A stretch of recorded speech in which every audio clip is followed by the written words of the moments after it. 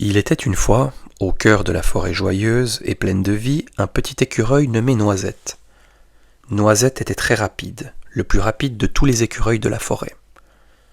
Il pouvait grimper aux arbres en un éclair, sauter de branche en branche sans hésiter et dénicher les meilleures noisettes avant tout le monde.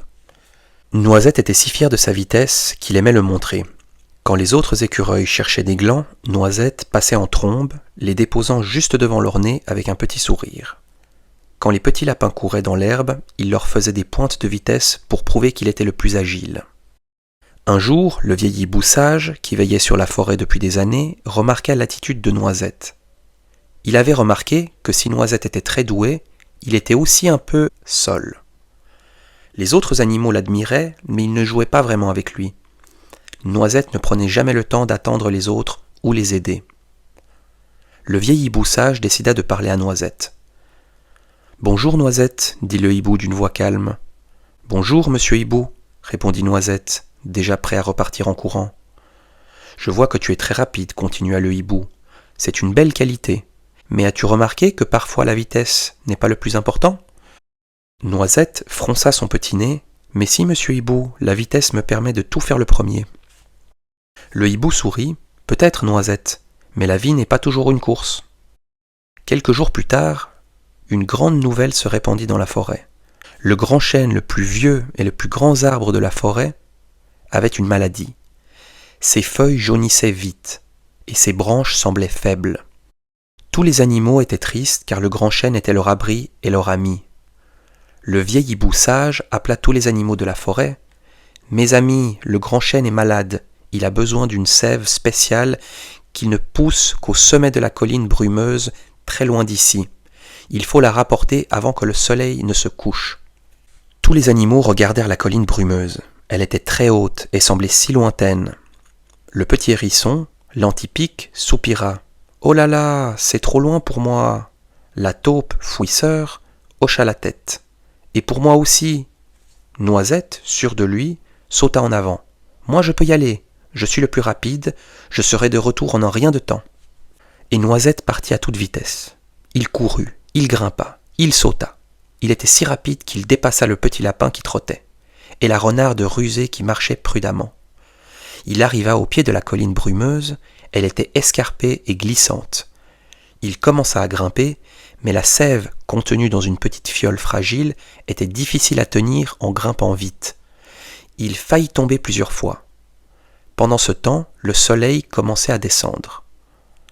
Les autres animaux de la forêt s'étaient organisés. Le bison costaud avait commencé à défricher un petit chemin un peu plus facile vers la colline. Les castors avaient construit une petite rampe pour les aider à monter. Le lapin avait trouvé des baies rouges pour donner de l'énergie. La famille ours avait creusé des petits trous pour faire des marches.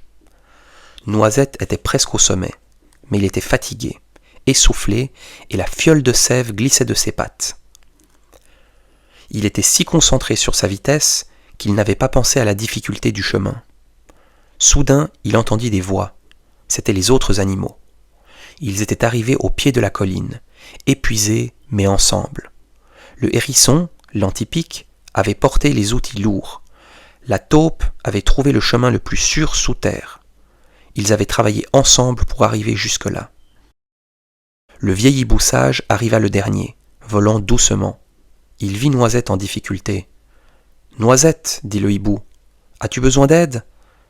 Noisette, pour la première fois, se sentit un peu honteux. Il avait toujours tout fait tout seul, mais il était tellement fatigué. « Oui, s'il vous plaît, murmura-t-il. » Le hérisson, l'antipique, malgré sa petite taille, était monté un peu plus haut que les autres. Il lança une petite liane solide que Noisette put attraper. Le bison costaud, en bas, poussa avec sa force. Les castors montrèrent les meilleures prises. Ensemble, ils aidèrent Noisette à atteindre le sommet. Noisette attrapa la sève précieuse. Le soleil était maintenant très bas, peignant le ciel de couleurs orange et violette. Le chemin du retour sembla moins difficile. Noisette ne courait plus tout seul. Il attendait le hérisson, il aidait le lapin à passer un obstacle, il partageait les baies avec les autres, ils étaient plus lents, mais ils étaient ensemble. Finalement, Juste avant que le dernier rayon de soleil ne disparaisse derrière les montagnes, ils arrivèrent au grand chêne. Noisette, avec l'aide du vieil hibou sage, versa la sève sur les racines de l'arbre. Le lendemain matin, une merveilleuse surprise attendait tout le monde.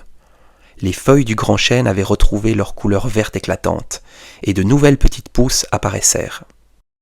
Le grand chêne était guéri. Noisette regarda le grand chêne, puis ses amis. Il comprit enfin. La vitesse, c'était bien, mais l'entraide, l'amitié et travailler ensemble, c'était beaucoup mieux. À partir de ce jour, Noisette continua d'être rapide, mais il n'était plus jamais seul. Il aidait les autres, partageait ses trouvailles et jouait avec tout le monde. La forêt était plus heureuse que jamais.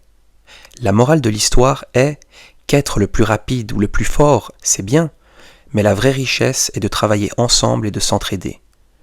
L'amitié et la solidarité sont plus importantes que la seule performance individuelle.